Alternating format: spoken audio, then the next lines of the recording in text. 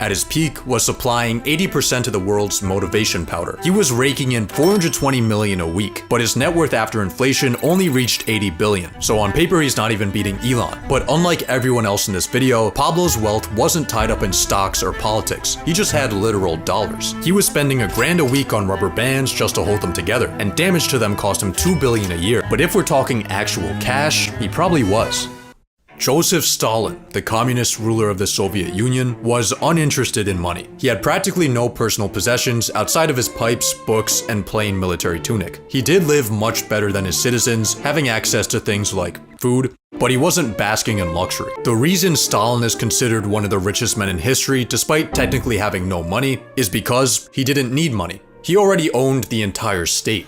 Doing anything that questioned his power, even something like telling a private joke, would get you gulagged or executed. Stalin had so much control that after he had a fatal stroke, no one called a doctor for 12 hours because everyone was too scared of Stalin waking up and punishing them for acting without official orders. So despite being broke on paper, Stalin had complete control over an economy that would today be worth $10 trillion.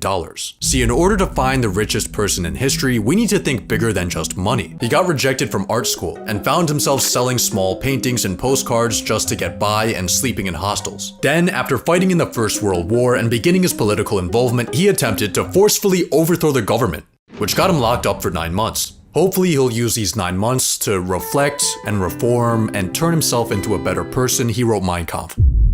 Upon release in 1925, the Racism Manifesto met with mediocre sales. But as Germany's situation declined, Mein Kampf's popularity grew. And when Hitler took power in 1933, the book was everywhere. It was also around this time when Hitler realized he had access to developer commands. He instructed the government to buy 6 million copies of his own book and hand them out to soldiers, government officials, and newlyweds. He then avoided a $2 million bill by making himself tax exempt. His next lick was copywriting his own image, which allowed him to collect royalties on every postage stamp sold in Nazi Germany. Then he copyrighted his speeches so he could collect money when they were printed in the news. These passive income streams made Hitler millions. By the end of his life, Mein Kampf had sold around 10 million copies, which actually isn't an insane amount. For reference, he was outsold 3-1 by Anne Frank, but Hitler did have one last side hustle. Between 1933 and 1945, it was estimated that he received over $5 billion in donations from his supporters, most of this coming from wealthy businessmen. At its peak in 1942, Nazi Germany controlled nearly all of Europe, stealing hundreds of billions in resources and putting millions of people into forced labor. So through his conquests, Hitler commanded resources worth $3 trillion in today's dollars.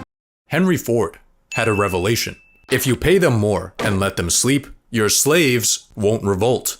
In 1914, Henry made the radical decision to double wages from $2.50 to $5 a day. He then cut the work week from 6 days to 5 days. After seeing the operations of meatpacking plants, Ford organized his workers in a line, an assembly line. What resulted was production time for the Ford Model T dropping from 12 hours to 90 minutes. Prices dropped from $850 to $290. And for 50 years, the Model T was the most sold car in history. But Ford's greatest invention wasn't the assembly line or the Model T.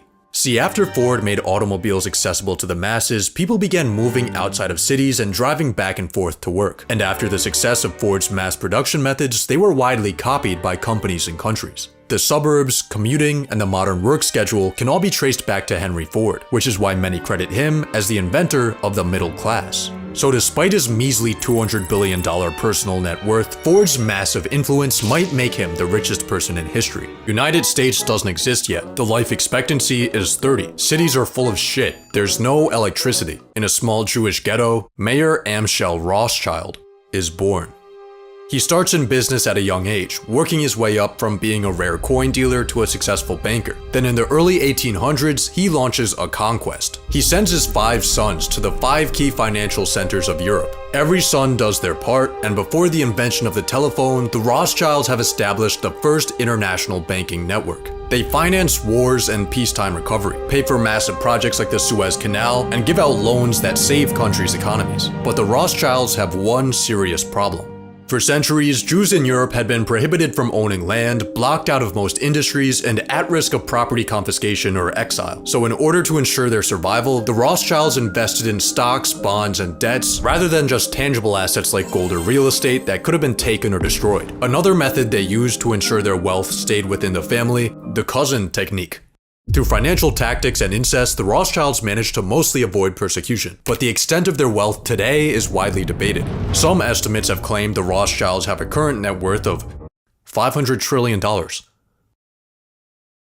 But the only Rothschild you'll find today on the Forbes rich list is Jeff Rothschild. He's worth $3.2 billion. He works at Facebook, and he is not related to the Rothschilds. The Rothschilds no longer have much centralized family wealth, but at their peak, their total worth would have been the largest single fortune in history. On an individual level, the richest ever was Nathan Rothschild. Christopher Columbus just got back from America. The church owns everything. And Jacob Fugger is born into a wealthy German family. After inheriting the family business, Jacob starts expanding it from merchant trading to banking, and soon he's handing out massive loans to finance everything from art projects to wars and elections. In 1519, he spent the modern equivalent of hundreds of millions of dollars to get Emperor Charles V elected. But when Charles was slow to pay back his debts, Jacob sent him an angry letter reminding him of his place. It is well known and clear as day that your Imperial Majesty could not have claimed the Roman crown without my help.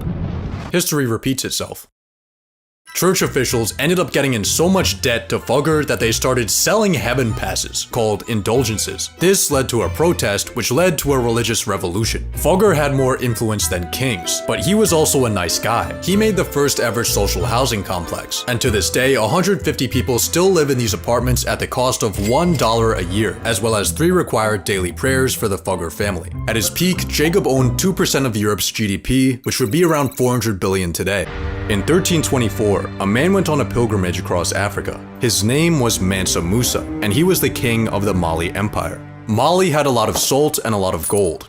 A lot of gold. So much gold that on Musa's pilgrimage he covered himself, his 60,000 person entourage, and his hundreds of animals with thousands of pounds of gold. And then he handed out so much of that gold that it destabilized local economies. So he borrowed the gold back, which fixed the problem until he paid all the debts back at once and everything crashed again. After Musa's multi-billion-dollar road trip, he began showing up on maps decked out in gold, cementing his reputation in history as the original flexer. But estimating his net worth is borderline impossible, since all accounts of Musa's trek come from secondhand testimony. It's believed that Musa controlled about half of the world's gold supply, and the most common number I found for his total worth was 400 billion, but many numbers went much higher. In the early 1200s, Genghis Khan controlled more land than any man in history. His Mongol empire covered almost 20% of Earth's land area. Genghis never really had much wealth of his own, and this was actually vital to his influence. Rather than taking for himself, war loot was redistributed to soldiers and commanders to promote loyalty. Genghis wore the same clothes and ate the same food as his crew. He slept in tents and asked to be buried with no markings or signs. Genghis Khan didn't really have desire for personal wealth or possessions, but based on his control of land, he may have been the richest guy to ever live. People alive right now have no idea that they're living through a turning point in history. They actually don't even know what year it is. Romans think that it's year 754. Jews think it's 3761. The Chinese think it's year 9, and for the Greeks, it's 194. Every country is kind of doing their own thing. America is building early cities thanks to the Mayans. India is trading through the ocean and Silk Road. China just invented paper, and in Rome, Augustus Caesar